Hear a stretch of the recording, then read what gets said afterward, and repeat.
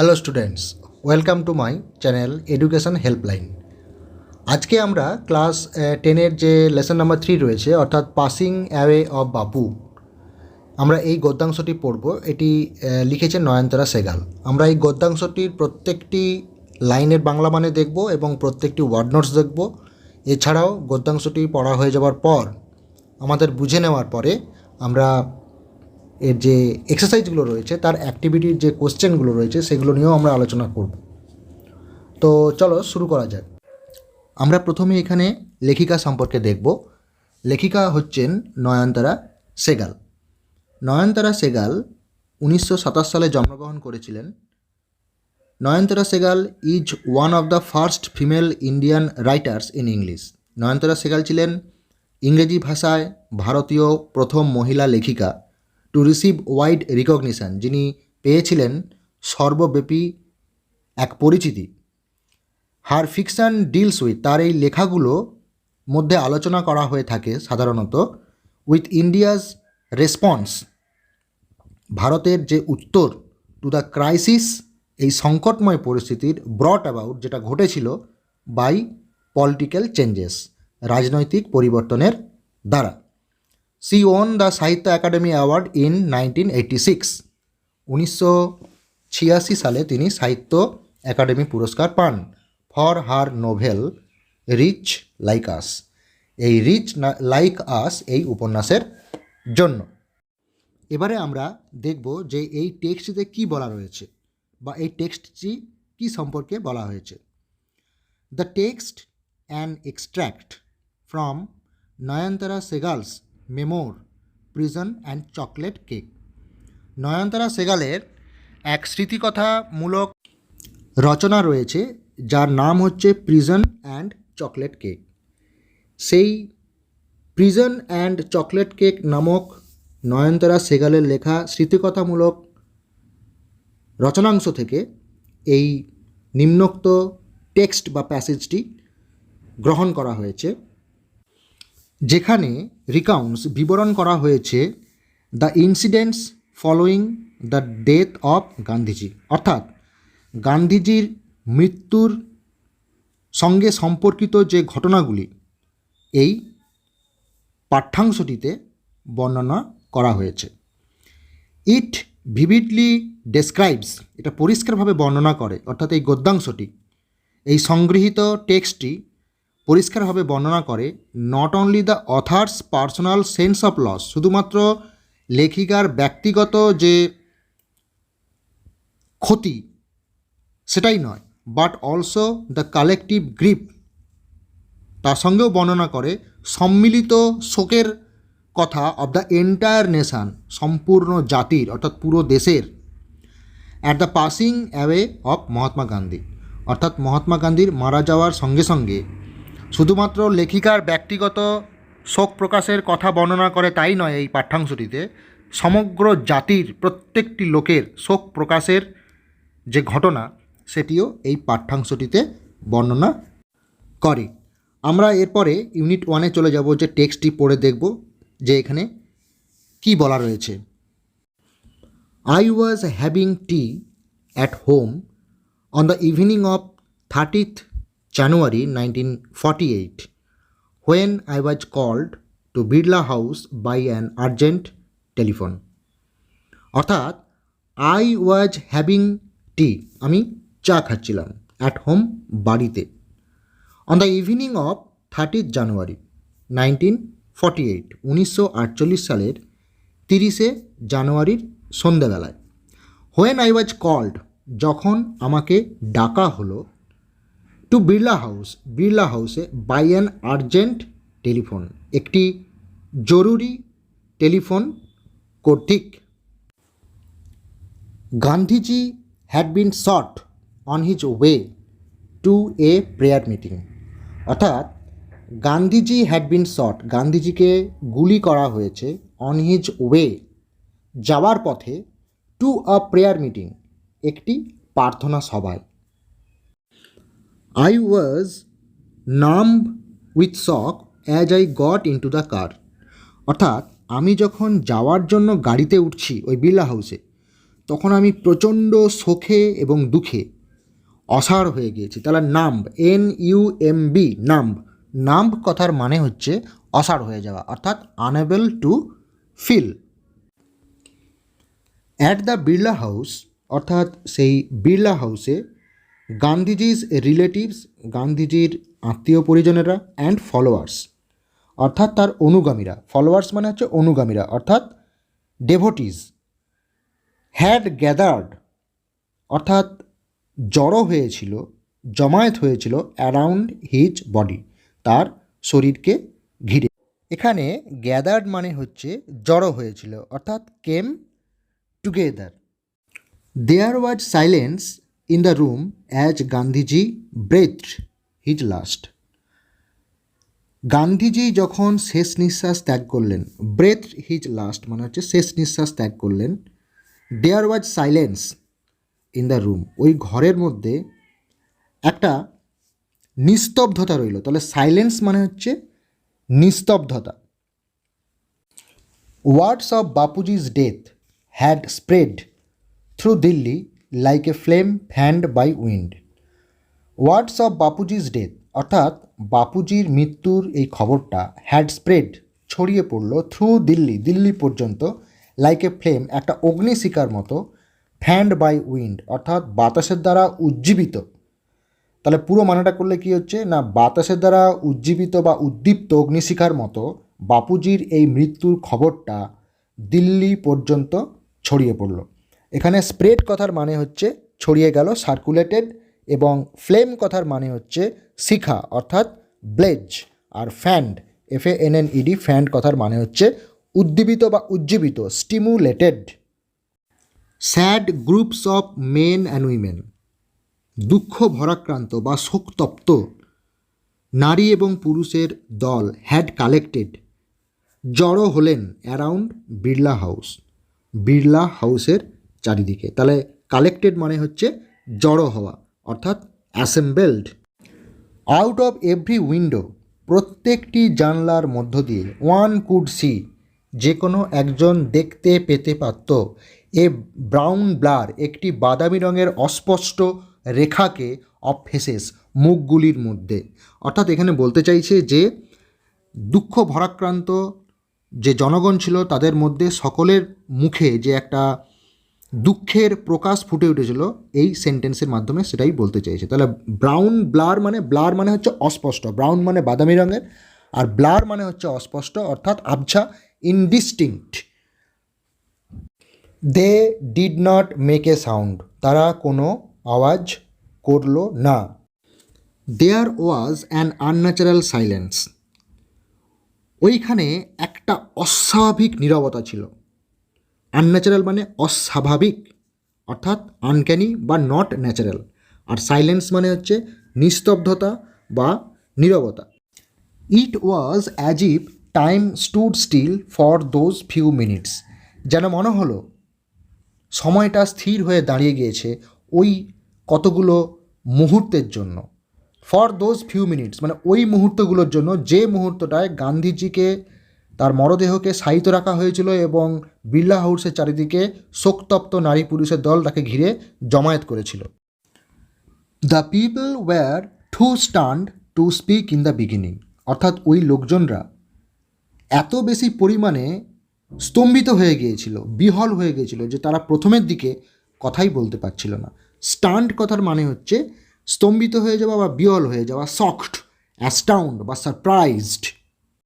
Letter they clamoured wildly shouting and crying, পরবর্তীকালে তারা চিৎকার করতে শুরু করলো এবং কাঁদতে শুরু করলো পাগলের মতো হয়ে। তাহলে ক্ল্যামার্ড কথার মানে হচ্ছে প্রচণ্ড চিৎকার শুরু করলো, অর্থাৎ ক্ষোভ জানিয়ে দাবি করলো, কোলাহল করলো, ক্রাইড আউট।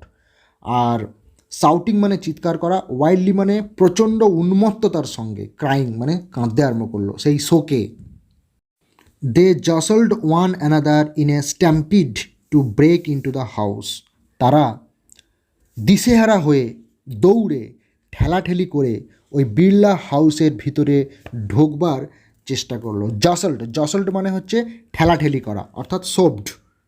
স্ট্যাম্পিড, স্ট্যাম্পিড মানে কি, অর্থাৎ দীর্ঘ নিঃশ্বাসে আকস্মিক ছুটে আসা। A wild scamper. They calmed a little, তারা অল্প একটু শান্ত হলো। হোয়েন ইট ওয়াজ অ্যানাউন্সড, যখন এটা ঘোষণা করা হলো, দ্যাট যে দে উড বি অ্যালাউড, তাদের প্রত্যেককে অনুমতি দেওয়া হবে, টু সি দেখতে, গান্ধীজিকে বিফোর দ্য ফিউনারেল, অন্ত্যেষ্টিক্রিয়া সম্পন্ন হওয়ার আগেই। তাহলে অ্যানাউন্সড কথার মানে হচ্ছে ঘোষণা করলো, ডিক্লেয়ার, ফিউনারেল মানে হচ্ছে অন্ত্যেষ্টিক্রিয়া, অর্থাৎ last rite, a rite of the dead.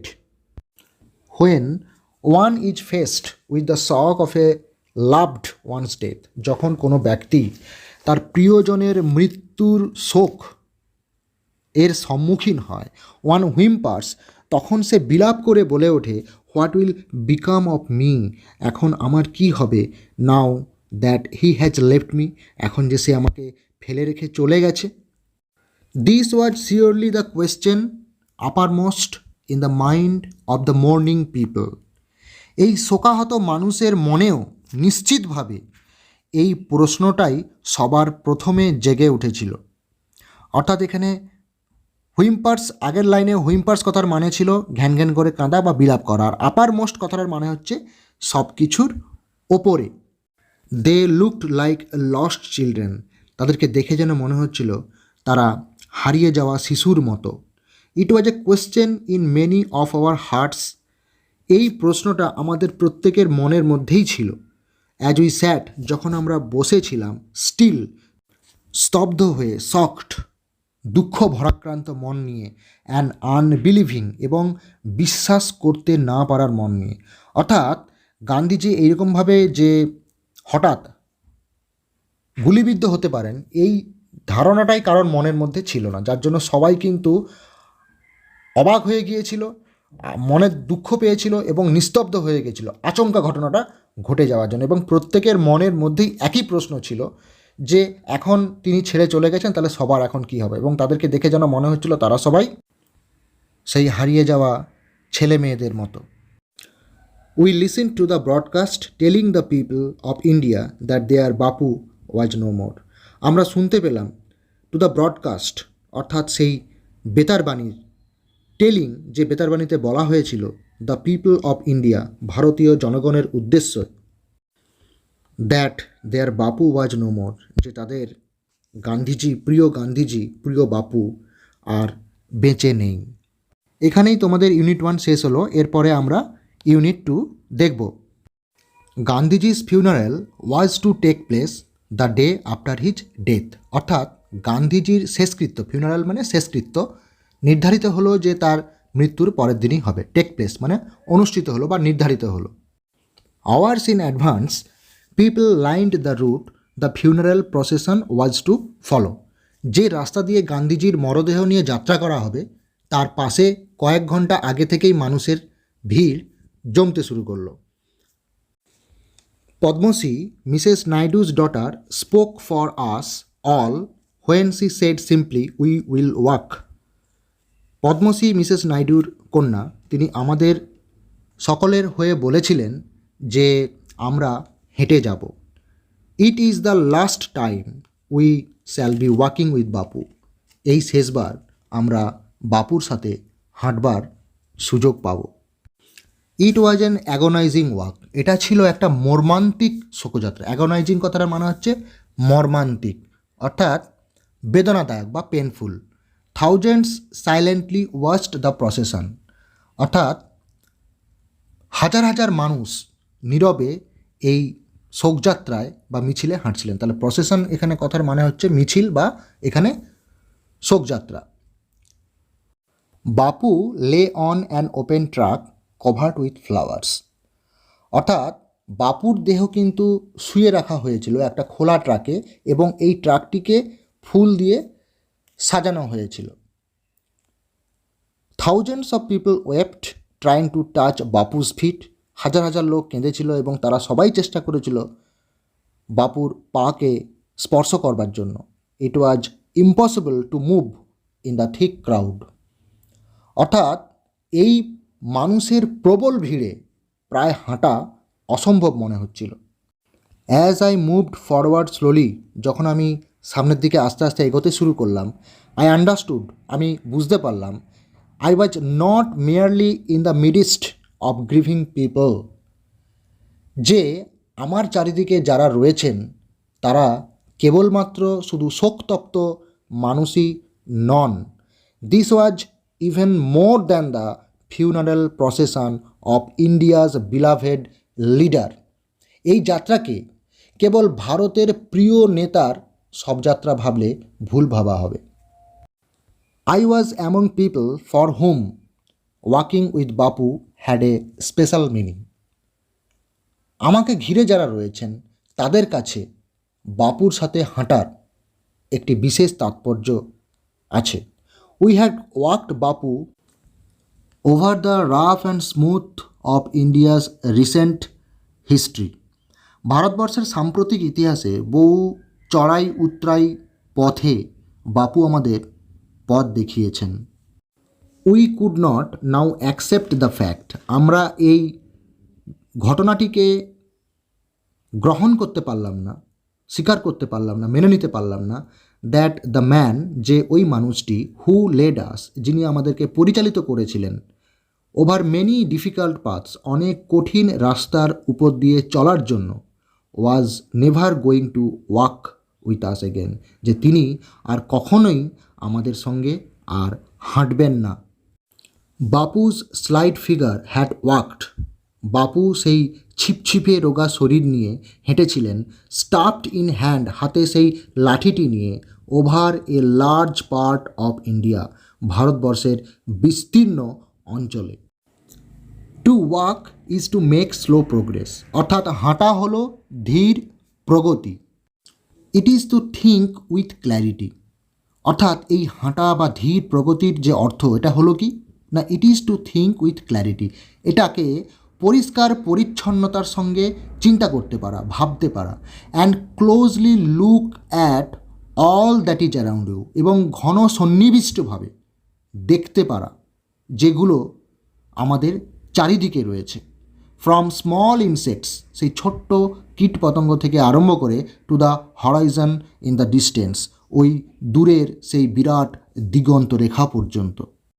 It required no vehicle, এটার জন্য কোনো যানবাহনের প্রয়োজন হতো না, এক্সেপ্ট হিজ ওন বডি, তার নিজের শরীর ছাড়া, অ্যান্ড কস্ট হিম নাথিং, এবং কোনো অর্থ ব্যয়েরও প্রয়োজন হতো না, বাট হিজ এনার্জি, তার শারীরিক সামর্থ্য ছাড়া।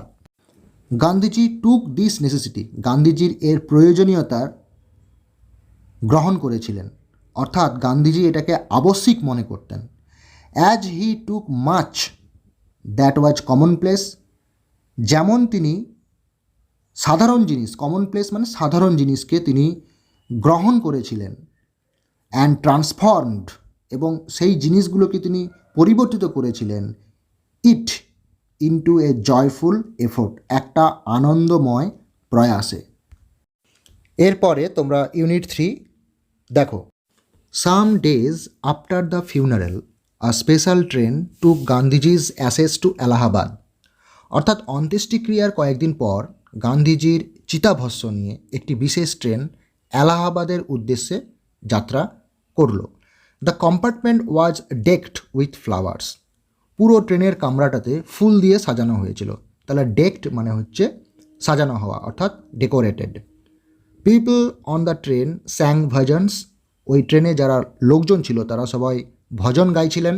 People did not weep anymore, for they could feel Gandhiji's presence amid the flowers and the songs, লোকজন কিন্তু আর কেউ কাঁদছিল না, কারণ তারা অনুভব করতে পারছিলেন গান্ধীজির উপস্থিতিকে ওই সমস্ত ফুল এবং গানগুলোর মধ্যে।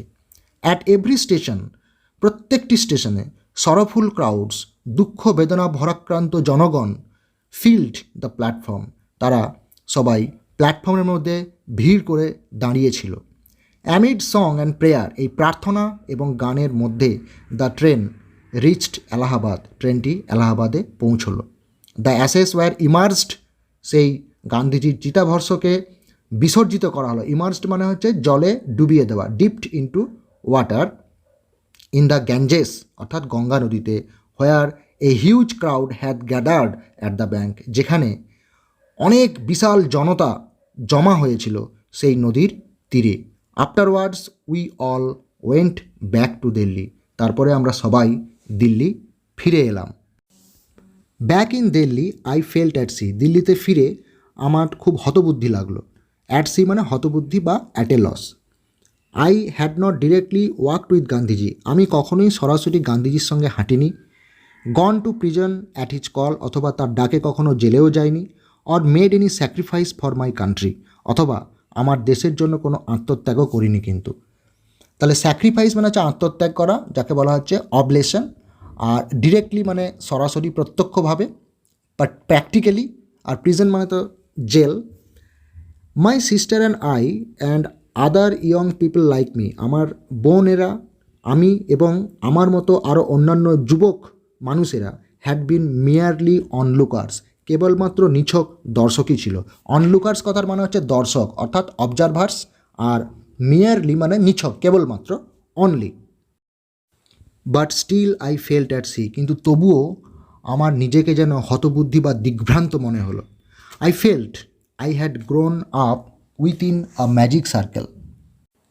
আমার মনে হতে লাগলো যে এতদিন আমি যেন এক ঐন্দ্রজালিক রেখা, অর্থাৎ এখানে ম্যাজিক বলতে গেলে ঐন্দ্রজালিক বা আমরা লক্ষণ রেখাও বলতে পারি, রেখার মধ্যে বড় হয়ে উঠেছি। উইথ বাপুস পাসিং অ্যাওয়ে, বাপুর মারা যাওয়ার সঙ্গে সঙ্গে আই ফেল্ট, আমি অনুভব করলাম, দ্য ম্যাজিক সার্কেল, ওই যে একটা জাদুশক্তি সম্পন্ন রেখা হ্যাড ভ্যানিস্ট, অদৃশ্য হয়ে গেছে। লিভিং মি আনপ্রোটেক্টেড, আমাকে সম্পূর্ণরূপে অরক্ষিত বা অসুরক্ষিত করে। তাহলে এখানে ভ্যানিস্ট মানে হচ্ছে অদৃশ্য হয়ে যাওয়া, ডিসঅ্যাপিয়ার্ড।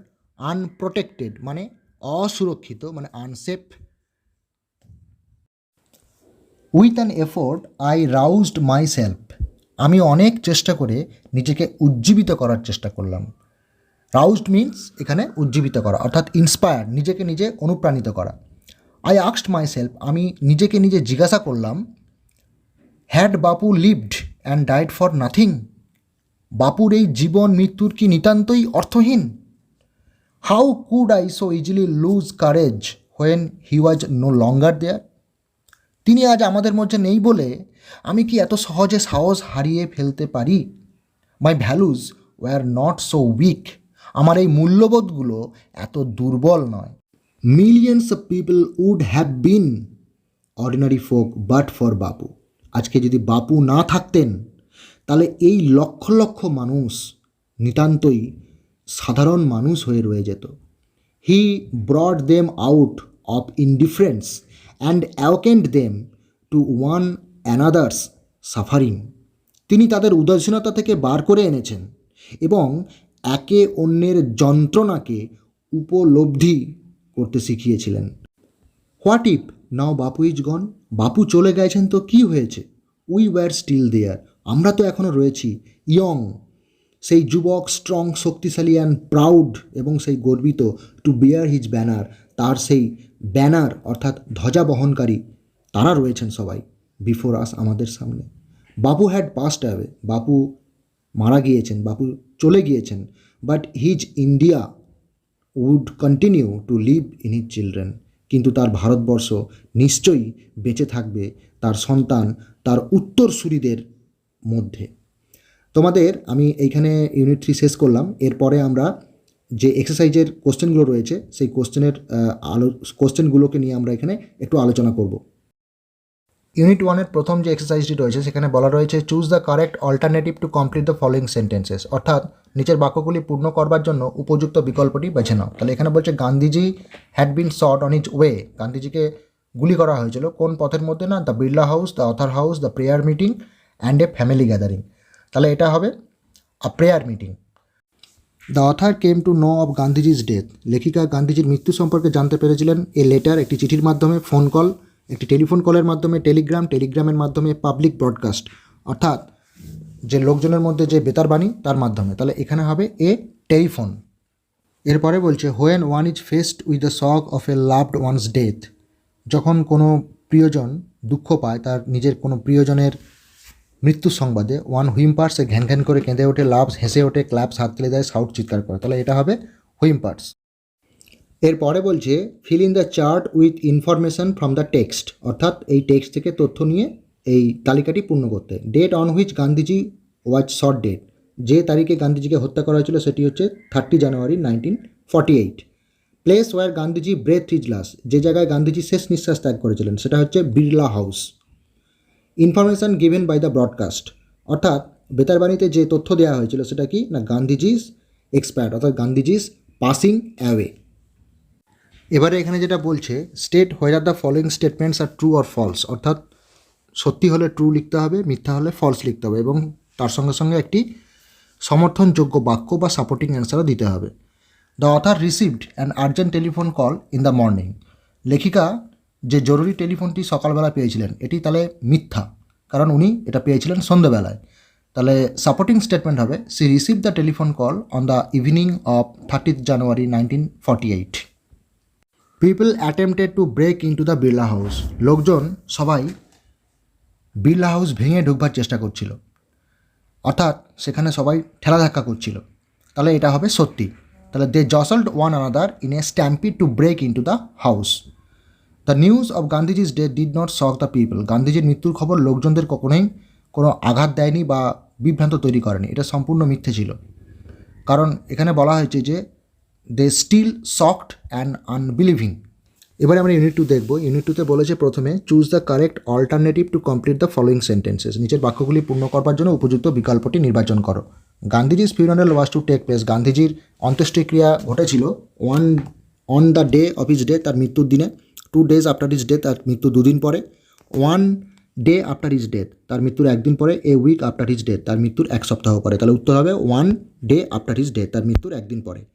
পদ্মশ্রী ওয়াজ মিসেস নাইডুস, পদ্মশ্রী ছিলেন মিসেস নাইডুর নিস, অর্থাৎ ভাইজি বা ভাগ্নি। সিস্টার মানে বোন, ফ্রেন্ড মানে বন্ধু, ডটার মানে মেয়ে, তাহলে এখানে হবে মেয়ে অর্থাৎ কন্যা। হোয়াইল ওয়াকিং, যখন হাঁটতেন, বাপু use to carry in his hand, বাপু তার হাতে করে একটি বহন করতেন ফ্ল্যাগ একটি পতাকা, স্টাফ একটা লাঠি বা ছড়ি, আমব্রেলা ছাতা এবং কেন একটি বেত, তাহলে এটা হবে স্টাফ অর্থাৎ একটি লাঠি। এরপরে বলছে complete the following sentences with information from the text, অর্থাৎ উপযুক্ত তথ্য নিয়ে বাক্যগুলি পূর্ণ করতে হবে। থাউজেন্ডস অফ পিপল ওয়েপ্ট, হাজার হাজার লোক কাঁদছিলেন। ট্রাইং, কিসের জন্য, কিসের চেষ্টা করেন না, টু টাচ গান্ধীজির ফিট, গান্ধীজির পদস্পর্শ করবার জন্য। The author was among people for hmm walking, লেখিকা ছিলেন এমন একজন লোকের মধ্যে সেই একজন লোক যার কাছে এই ওয়াকিং হাঁটাটা ছিল with Gandhiji had a special meaning, গান্ধীজির সঙ্গে হাঁটাটা, তাহলে উত্তর হবে with Gandhiji had a special meaning. Two walk was often the only way open to the average Indian, অর্থাৎ গড়পড়তা ভারতীয়দের কাছে এই হাঁটাটা একটা কী ছিল না মেক এ স্লো প্রোগ্রেস, তাহলে উত্তর হবে মেক এ স্লো প্রোগ্রেস। এরপরে বলছে স্টেটমেন্ট এবং রিজন, অর্থাৎ বক্তব্য এবং তার কারণ। ইট ওয়াজ ইম্পসিবল টু মুভ, এটা নড়াচড়া করা বা হাঁটাটা খুব ওই মুহূর্তে এগিয়ে যাওয়াটা খুব অসম্ভব ছিল, তার কারণ হচ্ছে thousands of people assembled and they tried to touch Bapu's feet, হাজার হাজার লোক সেখানে জমায়েত হয়েছিল এবং তারা বাপুর পা স্পর্শ করবার চেষ্টা করছিল। তারপরে বলছে Padmashri declare that they would walk with Gandhiji in the funeral procession, Padmashri ঘোষণা করেছিলেন যে তিনি গান্ধীজি অন্ত্যেষ্টিক্রিয়ার যে মিছিল বা প্রসেশন তার সঙ্গে হাঁটবেন। তার কারণ কী ছিল, কারণ তিনি বলেছিলেন যে this was going to be their last walk with Bapu, their beloved leader. To walk was often the only way open to the average Indian, এই হাঁটাটাই কিন্তু ছিল গড়পড়তা ভারতীয়দের কাছে একটাই মাত্র পন্থা বা উপায়, তার কারণ this was the cheapest way and there will be no requirement of any vehicle. এরপরে বলছে choose the correct alternative to complete the following sentences, ওই বিকল্প নির্বাচন করতে বলেছে। Gandhiji's ashes were taken to, গান্ধীজির যে চিতাবস্য সেটা নিয়ে যাওয়া হয়েছিল আহমেদাবাদে, এলাহাবাদে, দিল্লিতে, বেনারসে, তাহলে এটা আমরা জানি এলাহাবাদে এখানে বলা রয়েছে। A huge crowd had gathered by the, প্রচুর জনতা জমা হয়েছিল কোথায়, গ্যাঞ্জেস মানে গঙ্গা নদীর তীরে, যমুনা নদীর তীরে, ব্রহ্মপুত্র নদীর তীরে এবং নর্মদা নদীর তীরে, তাহলে এটা হবে গঙ্গা নদীর তীরে। এরপরে বলছে Gandhiji awaken people to one another's indifference, উদাসীনতায়, জেলাসিতে, হিংসায়, সাফারিং, দুঃখ কষ্টে, গ্রিড লোভের মধ্যে, গান্ধীজি কিন্তু জাগিয়ে দিয়েছিলেন জনগণকে একে অপরের কি দুঃখ কষ্ট, তাহলে উত্তর হবে সাফারিং। এরপরে বলছে complete the following sentences with information from the text, অর্থাৎ টেক্সট থেকে উপযুক্ত তথ্য নিয়ে শূন্যস্থান পূরণ করতে। People on the special train, এই স্পেশাল ট্রেনে যে ট্রেনে করে বাপুকে নিয়ে যাওয়া হচ্ছিল সেখানকার লোকজন কী করছিল না, তো স্যাং ভজনস, তারা ভজন গাইছিল। The author felt she had grown up within, লেখক মনে করেছিলেন তিনি জন্মগ্রহণ করেছিলেন কিসে, একটা ম্যাজিক সার্কেল। তাহলে এখানে ম্যাজিক সার্কেলের কথা বলা হয়েছে, that protected her till Gandhiji's death, যে ম্যাজিক সার্কেল তাকে রক্ষা করত গান্ধীজির মৃত্যুর আগে পর্যন্ত। বাপু হ্যাড পাস্ট অ্যাওয়ে, বাট বাপু কিন্তু মারা গেছেন, but his India would thrive for excellence following the ways and ideals indicated by him. এরপরে কজ এফেক্ট বলেছে, কজ মানে কারণ, এফেক্ট মানে ফলাফল। পিপল ডিড নট উইপ মোর, লোকজন কিন্তু আর কান্নাকাটি করলো না। তার কারণ কি ছিল, না তার কারণ কি, people could feel Gandhiji's presence amid the flowers and the songs. The magic circle vanish, এই ম্যাজিক সার্কেলটা চলে গিয়েছিল, তার ফলে কী হয়েছিল, the sense of security was gone and the authoress felt unprotected. The author felt that she would not lose courage so easily, লেখিকা মনে করেছিলেন যে তিনি এত সহজে সাহস কিন্তু হারাবেন না। তাহলে কারণটা কি না, her values were not so weak, তার মূল্যবোধ কিন্তু এত দুর্বল ছিল না। পাসিং অ্যাওয়ে অফ বাপুর প্রত্যেকটি ওয়ার্ড নোটস, বেঙ্গলি মিনিং এবং এক্সারসাইজের উত্তর এই ভিডিওটিতে আমি আলোচনা করে দিলাম। ভিডিওটি একটু বড় হয়ে গিয়েছে, আমি তোমাদের ইউনিট 1, ইউনিট 2, ইউনিট 3 একসঙ্গে আলোচনা করেছি। তোমাদের একসঙ্গে যদি দেখতে অসুবিধা হয়ে থাকে আমি নিচের ভিডিও ডেসক্রিপশানে টাইম টু টাইম শেয়ার করে দেবো, যে টাইম থেকে তোমরা তোমাদের প্রয়োজন মতো ইচ্ছে মতো ভিডিওটি দেখে নিতে পারবে। এছাড়াও ভিডিওর নিচের ডেসক্রিপশানে আমি লিঙ্ক দিয়ে দেবো, সেখান থেকে তোমরা সমস্ত প্রশ্নের উত্তর ওয়ার্ড নোটস পেয়ে যাবে। এই ভিডিওতে যেভাবে আলোচনা করা হয়েছে তোমরা ভিডিওটি যদি মনোযোগ দিয়ে দেখো তাহলে তোমাদের এই চ্যাপ্টার থেকে কোনো ধরনের কোনো প্রশ্নের উত্তর লিখতে পরীক্ষায় অসুবিধা হবে না। তোমাদের এই পড়াশোনা সংক্রান্ত চ্যানেলটি যদি তোমাদের উপকারে লেগে থাকে, ভালো লেগে থাকে, তাহলে তোমরা অবশ্যই এই চ্যানেলটি লাইক করবে, সাবস্ক্রাইব করবে এবং সাবস্ক্রিপশনের পাশে যে বেল আইকনটি রয়েছে সেটিকেও তোমরা প্রেস করে রাখবে। এতে করে আমি যখনই এরকম ধরনের পড়াশোনা সংক্রান্ত ভিডিও আপলোড করব তোমরা সঙ্গে সঙ্গে পেয়ে যাবে। তোমরা অবশ্যই লক্ষ্য রাখবে, কারণ এরপরে আমি যে ভিডিওটি আপলোড করব সেটি এই চ্যাপ্টারেরই যে গ্রামার রয়েছে, গ্রামারটি তোমাদের অত্যন্ত জানা প্রয়োজন এবং জরুরি, কারণ এই রকম ধরনের গ্রামার, যে টেক্সচুয়াল গ্রামার, এইরকম ধরনের পরীক্ষায় প্রশ্ন থাকে। আমি পরের ভিডিওতে এই সমস্ত গ্রামারগুলি পুঙ্খানুপুঙ্খভাবে বিস্তারিতভাবে আলোচনা করে তোমাদের বুঝিয়ে দেব, তোমরা লক্ষ্য রাখবে। সবাই সুস্থ থেকো, সবাই ভালো থেকো।